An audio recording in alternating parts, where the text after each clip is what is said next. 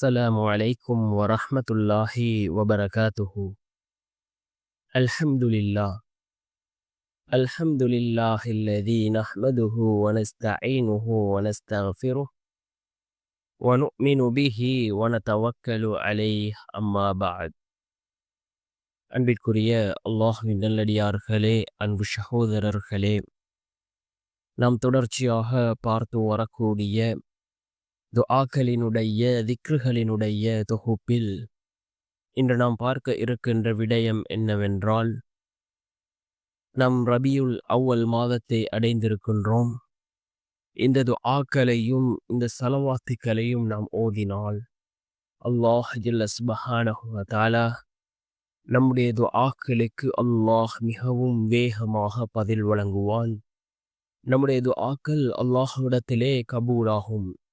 அப்படிப்பட்ட மிகச்சிறந்த துஆவையும் ஸலவாத்தையும் தான் நாம் இன்றைய வீடியோவில் பார்க்க இருக்கின்றோம்.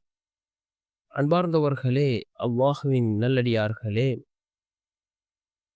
நாம் சிறந்த ஒரு மாதத்தை அடைந்திருக்கின்றோம். அதுதான் ரபியுல் அவ்வல் மாதம்.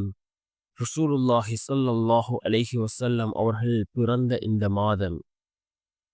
இந்த மாதத்தில் நாம் இந்த ஸலவாத்தையும் இந்த துஆவையும் ஓதி அல்லாஹ்விடம் பிரார்த்தனை செய்வோம். நிச்சயமாக அல்லாஹ் ஜல்ல சுப்ஹானஹு வ தஆலா நம்முடைய துஆக்களுக்கு பதில் வழங்குவான். நம்முடைய துஆக்கள் அல்லாஹ்விடத்திலே கபூலாகும். அன்பார்ந்த சகோதரர்களே, அல்லாஹ்வின் நல்லடியார்களே, அதில் முதலாவது இந்த திக்ரை நாம் ஓதுவோம். என்ன திக்ர் என்றால், யா அர்ஹமர் ராஹிமீன், யா அர்ஹமர் ராஹிமீன் என்ற இந்த திக்ரை நாம் அதிகமாக ஓதுவோம். அதே போன்று இரண்டாவது இஸ்திக்ஃபார். இந்த இஸ்திக்ஃபார் இருக்கின்றதே, ரசூலுல்லாஹி ஸல்லல்லாஹு அலைஹி வஸல்லம் அவர்கள் கூறினார்கள், யார் அதிகமாக இஸ்திக்ஃபார் செய்கிறார்களோ அல்லாஹ் ஜல்ல சுப்ஹானஹு வ தஆலா அவருடைய வாழ்க்கையில் உள்ள கவலைகள் கஷ்டங்களை அல்லாஹ் நீக்குகின்றான். அவர் நினைக்காத புறத்திலிருந்து அல்லாஹ் ரிஸ்கை அவரிடம் கொண்டு வந்து சேர்க்கின்றான். அதே போன்று அல்லாஹ்வினுடைய உதவிகளை பெற்றுத்தரக்கூடிய இந்த இஸ்திக்ஃபாரை அதிகம் அதிகம் ஓதுவோம்.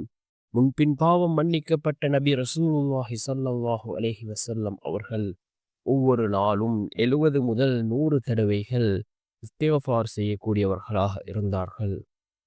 அஸ்தக்ஃபிருல்லாஹ் என்ற இந்த இஸ்திக்ஃபாரை அதிகமாக ஓதுவோம்.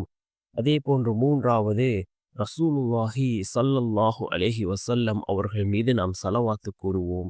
ஸல்லல்லாஹு அலா முஹம்மத் ஸல்லல்லாஹு அலைஹி வஸல்லம், ஸல்லல்லாஹு அலா முஹம்மத் ஸல்லல்லாஹு அலைஹி வஸல்லம் என்ற இந்த ஸலவாத்தை ஓதுவோம்.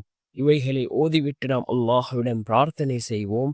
நிச்சயமாக அல்லாஹ் ஜல்ல சுப்ஹானஹு வ தஆலா நம்முடைய பிரார்த்தனைகளுக்கான பதிலை அல்லாஹ் வழங்குவான்.